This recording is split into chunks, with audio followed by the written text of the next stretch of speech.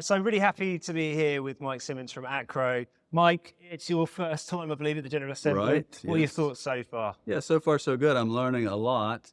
A lot of these companies and people I just see on Zoom all the time, and that's not the best way. So the things I've been hearing today are pretty amazing. That's why we're here, is to try and learn from this, because higher education is not really connected yet to the kind of advance that Velocity Networks is. And so that's what we want to do, is make sure that we get connected. Yeah. And AACRAO, I mean, perhaps you can explain exactly who AACRAO are in a moment, but how do verifiable credentials broadly relate to education? What stage are we at, and what opportunities do you see there being to scale for verifiable credentials across the Yeah, sure. And I mainly can speak for higher education, Yeah. because that's where we work. It's the collegiate registrars. Mm-hmm. And so in higher education, I think it depends on what you're talking about. So higher education can be everything from the largest schools and the most prestigious, the Harvards and the Michigans and those, to the local community college, each of which has value. Yeah.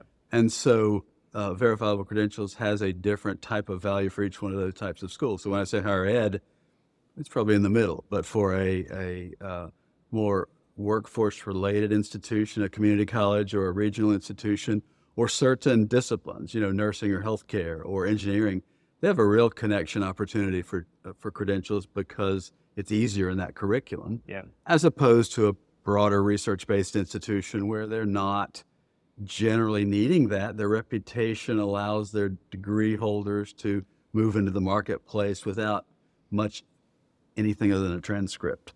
And will that last? A few more years, but it's going to eventually go away. So we've got to prepare for that.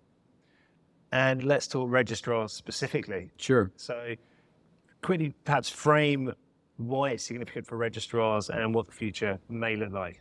Right. So one of the reasons that credentials from higher education are trusted is because of the work of registrars.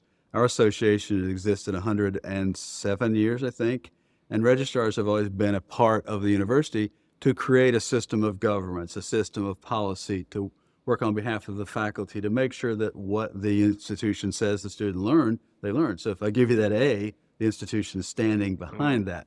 So that whole framework is registrars and what they do. There's no reason that shouldn't advance just in the new way of things. Even though you might not use transcripts now, you still need verification and policy and interoperability of systems and legitimacy and all the kinds of things that make a credential legitimate, regardless of the technology.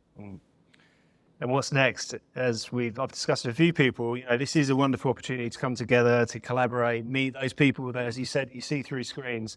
But of course, the real work starts when we leave here. So, if you were to say some hopes and dreams for the next year, what might that look like? Well, we're still in the business of educating our own membership. The average AACRAO member, the average registrar or enrollment professional, is not conversant with the kind of things that are being talked about here.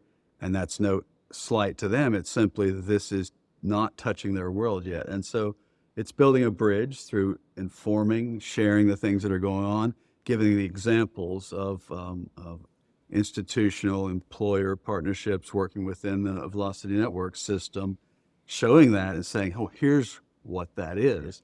That's going to be the best way to do it. Brilliant. Well, Mike, great to see you here, and great to meet you, and look forward to chatting more over the years to come. Thanks. Appreciate it. Glad to be here.